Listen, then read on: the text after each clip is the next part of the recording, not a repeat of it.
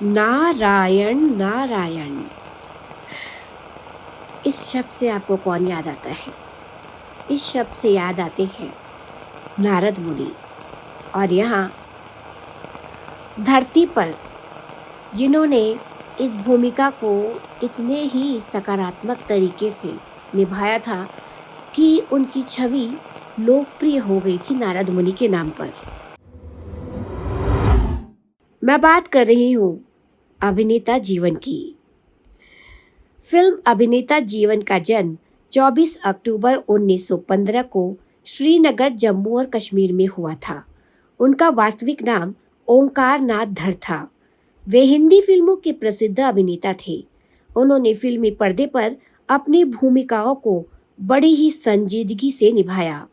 वैसे तो अभिनेता जीवन ने अधिकांश फिल्मों में खलनायक की भूमिका निभाई थी, लेकिन फिर भी एक भूमिका ऐसी थी जिसमें दर्शकों ने उन्हें देखना बेहद और हमेशा पसंद किया, जिसकी मैं बात कर रही थी पहले, देवर्षि नारद के रूप में।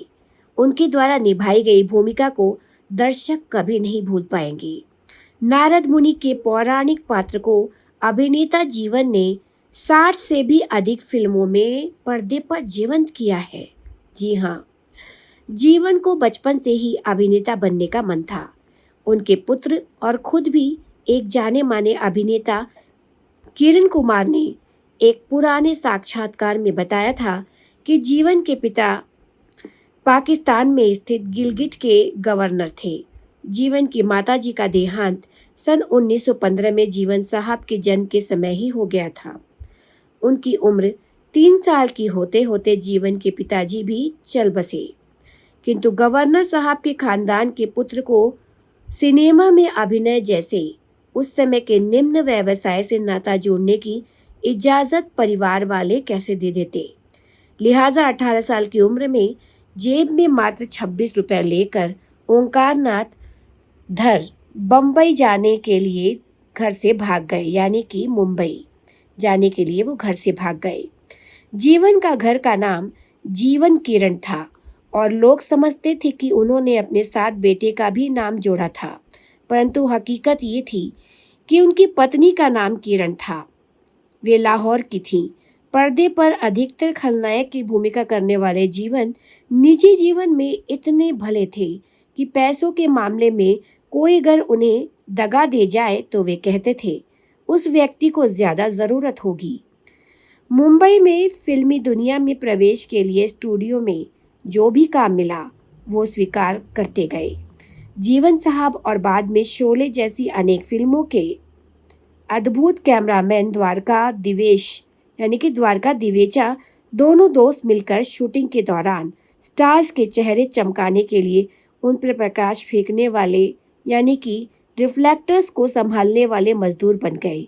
एक दिन स्टूडियो में निर्माता मोहन सिन्हा, यानी कि रजनीगंधा की हीरोइन अभिनेत्री विद्या सिन्हा के दादाजी अपनी नई फिल्म के लिए नए कलाकारों के स्क्रीन टेस्ट कर रहे थे। सिन्हा जी ने कंपाउंड में उन दोनों दोस्तों को देखा और अच्छी कदकाठी के नौजवान ओंकार नाथ धर को पूछा, क्या तुम अभिनय करना चाहते हो? ना कहने का सवाल ही कहाँ था।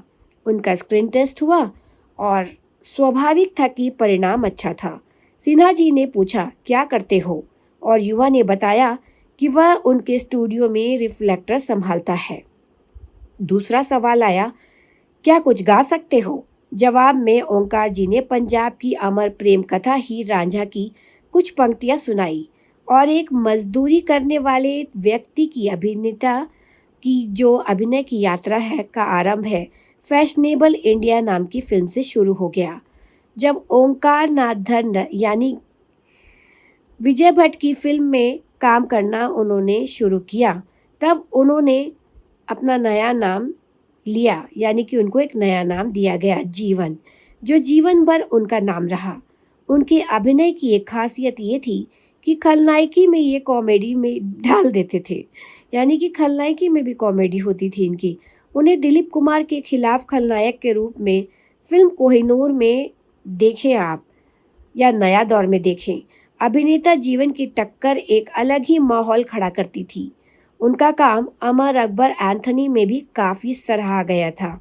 सन 1964 की फिल्म महाभारत में उनकी भूमिका शकुनी मामा की थी। अभिनेता जीवन को दर्शकों ने नारद मुनि की भूमिका में काफी पसंद किया। नारायण नारायण बोलते जीवन ने देवर्षि नारद के उस पौराणिक पात्र को 60 से अधिक फिल्मों में पर्दे पर उतारा, जो शायद अपने आप में एक कलाकार के लिए बड़ी उपलब्धि थी। उनको मुख्य भूमिका में लेकर नारद लीला फिल्म भी लाई गई थी।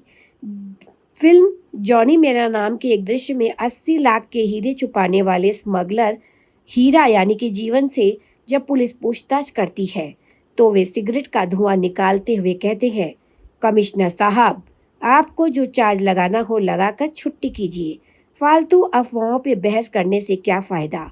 ऐसे तो जाने कितने ही दृश्य याद आ जाते हैं जब भी जीवन साहब की स्मृति ताज़ा होती है।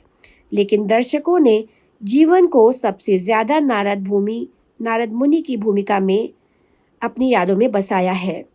जीवन ने जिन फिल्मों में काम किया उनमें से कुछ प्रमुख फिल्में हैं दिल ने फिर याद किया, आबरू, हमराज, बंधन, भाई हो तो ऐसा, तलाश, धर्मवीर, चाचा भतीजा, सुहाग, नसीब, टक्कर, मेरे हमसफर, डार्लिंग डार्लिंग, फूल हो और पत्थर, इंतकाम, हीर रांझा, रोटी, शरीफ बदमाश, सबसे बड़ा रुपया, गैम्बलर, याराना, प्रोफेसर प्यारेलाल, बुलंदी, सनम तेरी कसम, देश प्रेमी, सुरक्षा और लावारिस इत्यादि। जीवन एक ऐसे खलनायक थे, यानी कि कलाकार के रूप में ऐसे खलनायक थे जो हीरो से मार खाने में कभी भी कंजूसी नहीं करते थे। उनका मानना था कि एक फिल्म तभी हिट होती है जब हीरो खलनायक को पीटता है। वह अपने पुत्र किरण कुमार को भी सलाह देते थे कि कोई पात्र तभी हीरो कहलाता है जब वह खलनायक को बराबर मारता है। इसलिए अपने से कद में छोटे हीरो से भी मार खाने में कसर मत छोड़ो। जीवन से कभी भी निर्माताओं को कोई शिकायत नहीं होती थी, क्योंकि उनके परिवार के किसी सदस्य को सेट पर आना तो दूर की बात थी, फोन भी लंच के समय के अलावा नहीं कर सकते थे। वे अपने अभिनय के प्रति पूरी तरह समर्पित रहते थे। इसलिए B.R. चोपड़ा और मनमोहन देसाई जैसे बड़े निर्माताओं की फिल्मों में जीवन साहब नियमित रूप से लिए जाते थे। अभिनेता जीवन के पुत्र किरण कुमार ने एक साक्षात्कार में बताया था कि जीवन साहब धार्मिक स्थानों पर गरीबों को खाना खिलाने में और योग्य विद्यार्थियों को पढ़ाने में आर्थिक सहायता करते रहते थे। वक्त के पाबंद जीवन साहब कभी भी सेट पर देर से नहीं पहुंचे। जब भी वे शूटिंग के लिए हाजिर होते थे, सबसे पहले स्टेज को छूकर नमन करने के बाद ही अपना दिन प्रारंभ करते थे। अपने काम को पूजा जैसा मानने वाले अभिनेता जीवन का 72 साल की आयु में 10 जून 1987 को निधन हो गया।